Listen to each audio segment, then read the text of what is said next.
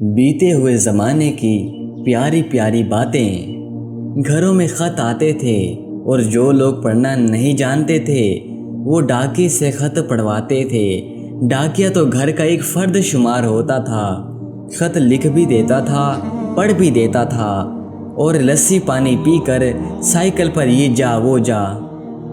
امتحانات کا نتیجہ آنا ہوتا تھا تو نصر من اللہ و فتح قریب پڑھ کر نکلتے تھے اور خوشی خوشی پاس ہو کر آ جاتے تھے۔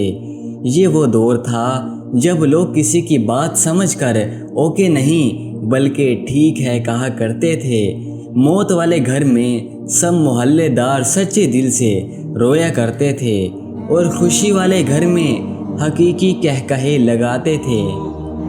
ہر ہمسایہ اپنے گھر سے سالن کی ایک پلیٹ ساتھ والوں کو بھیجتا تھا اور ادھر سے بھی پلیٹ خالی نہیں آتی تھی۔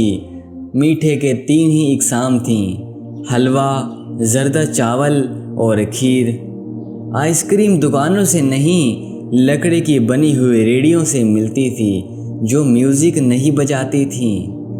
گلی گلی میں سائیکل کے مکینک موجود تھے، جہاں کوئی نہ کوئی محلے دار قمیض کا کونا منہ میں دبائے پمپ سے سائیکل میں ہوا بھرتا نظر آتا تھا۔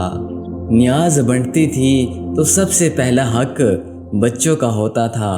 ہر دوسرے دن کسی نہ کسی گلی کے کونے سے آواز آ جاتی، شے ونڈیندی لے جاؤ، اور دیکھتے ہی دیکھتے بچوں کو ایک ہجوم اکٹھا ہو جاتا تھا۔ اور کئی آوازیں یہ بھی سنائی دیتی تھیں، میرے بھائی دا حصہ بھی دے دو، انکل میرے بھائی کا بھی دے دیجئے، میری بہنہ کا بھی دے دیجئے۔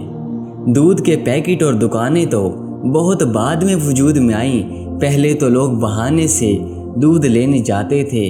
گفتگو ہی گفتگو تھی، باتیں ہی باتیں تھیں، وقت ہی وقت تھا۔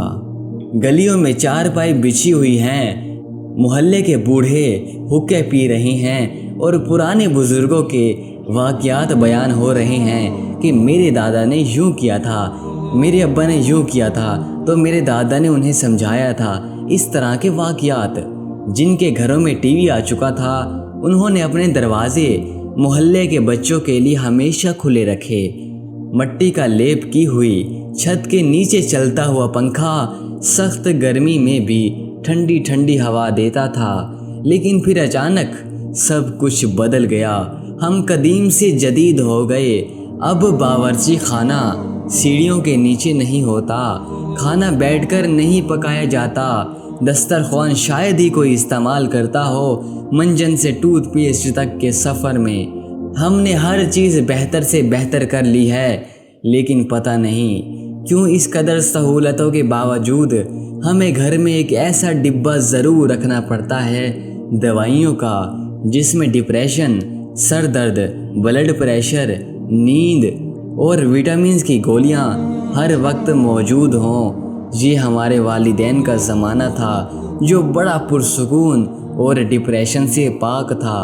آج کل تو 10 سال کے بچے کو بھی ٹینشن ہے، آج کل پیدا ہوتے بچے کو بھی شوگر ہو رہا ہے۔